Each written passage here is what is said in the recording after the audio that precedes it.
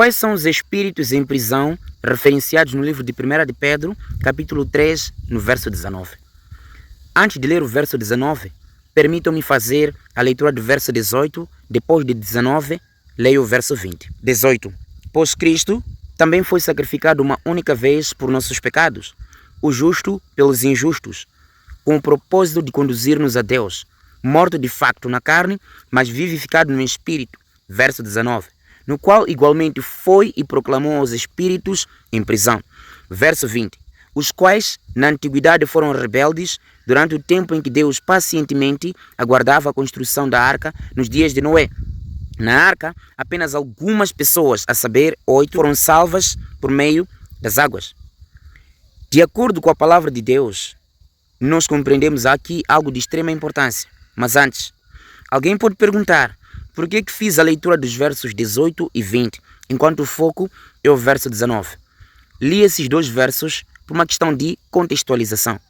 Algumas vezes cometemos um erro crasso por causa de não contextualizarmos os textos.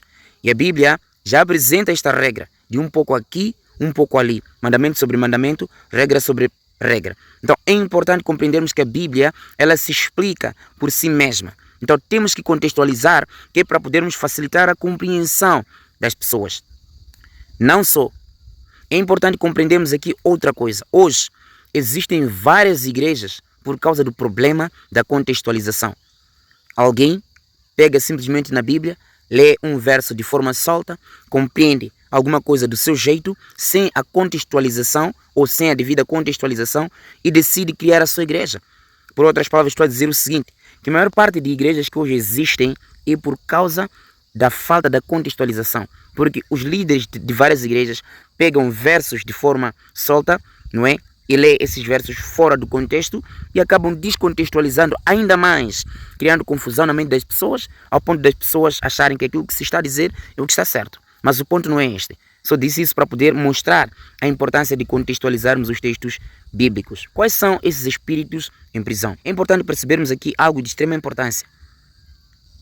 Quando se fala de espírito, ou a expressão espírito, ela tem multiplicidades de sentidos. Pode-se dizer espírito referindo-se à pessoa como tal.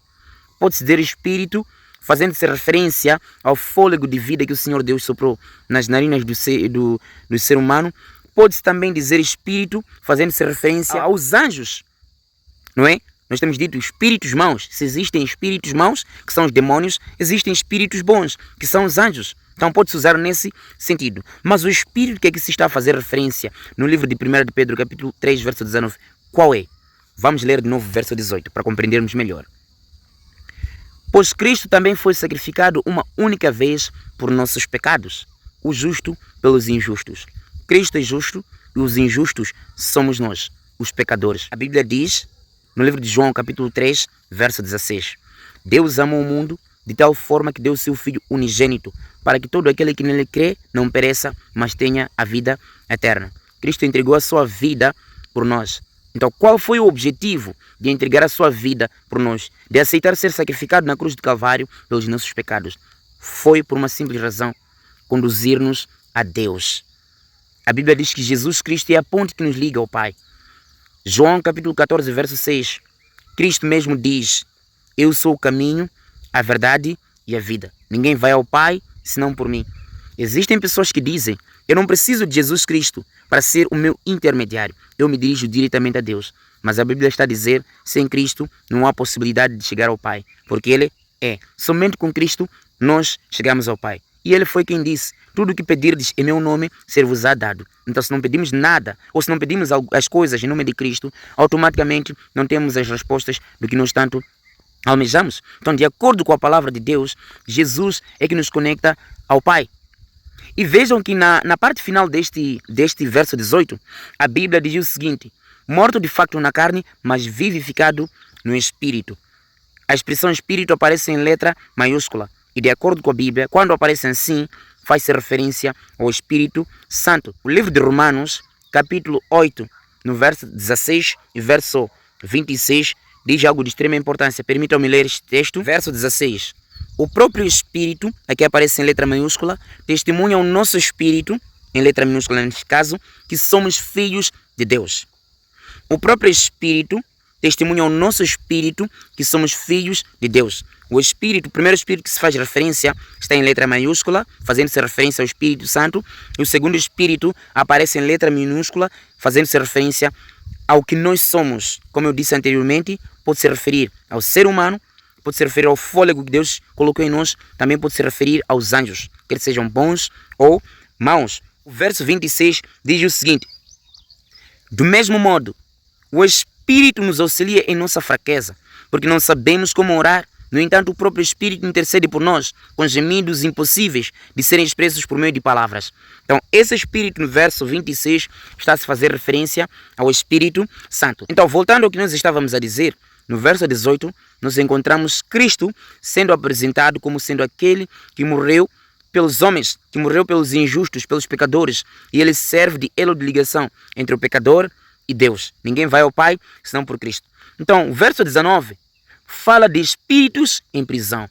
Quais são esses espíritos em prisão? De acordo com a palavra de Deus, o mesmo Pedro diz que existem alguns espíritos que estão em prisão, né? Anjos que estão em prisão, à espera do último dia, o juízo final, não é? Onde serão liberados para serem destruídos para sempre. Mas os espíritos em prisão que aqui se fazem referência não são anjos que estão em prisão. Aqui faz-se referência aos seres humanos que viveram no período antediluviano. Estavam presos no pecado. Estavam presos nas suas ideologias. Tanto é que quando Noé pregou aquela mensagem, no intervalo de 120 anos, eles não quiseram dar ouvidos a Noé. Não atenderam ao apelo de Noé, porque eles estavam presos no pecado. Por isso a Bíblia no verso 20 responde ao dizer o seguinte: os quais, neste caso os espíritos em prisão, na antiguidade, foram rebeldes durante o tempo em que Deus pacientemente aguardava a construção da arca nos dias de Noé. Então esses espíritos em prisão faz-se referência a todos aqueles que viveram no período antediluviano. E esses espíritos em prisão foram destruídos por ocasião do dilúvio, com as águas da condenação. Então, de acordo com a Bíblia, apenas 8 espíritos foram salvos. 8 pessoas foram salvas, que são Noé, a sua esposa, os seus 3 filhos e as suas 3 noras. Total, 8. Então, os espíritos em prisão, que é que se faz referência, não é o espírito de alguém.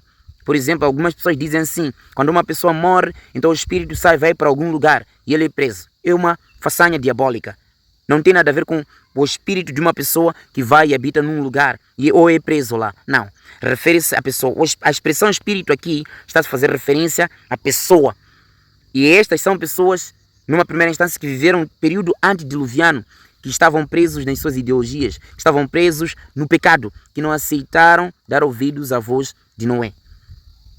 Nós hoje, de acordo com o contexto deste verso, somos todos nós espíritos. Somos todos espíritos. Como eu disse logo no princípio, dei o sentido de espírito. A expressão espírito aqui se pode referir. Pode significar pessoa, pode significar o fôlego que Deus soprou nas nossas narinas, pode significar anjos, bons ou maus. Então é basicamente isso. Então, como filhos e filhas de Deus, precisamos ter a compreensão disto. Os espíritos em prisão são aqueles que estavam presos nas suas ideologias. Hoje, será que existem espíritos em prisão? Sim, claro, existem. Espíritos em prisão. Aqueles que não aceitam a Jesus Cristo como seu salvador pessoal. Estão presos no seu pecado. Estão presos nas suas ideologias. E acham que sabem mais que o próprio Deus. Não aceitam, não acreditam em Jesus Cristo. Estão presos no ateísmo. Esses espíritos estão presos no ateísmo. Que não acreditam em Deus, estão presos no ateísmo. Que não acreditam em Jesus Cristo, estão presos no ateísmo. Estão presos. Então o que é necessário para serem libertos? Eles precisam de ouvir de Jesus Cristo. Precisam de entregar a vida de Jesus Cristo para serem libertos da prisão do pecado que se encontram. Esta era a reflexão que eu trazia para vocês. Até a próxima.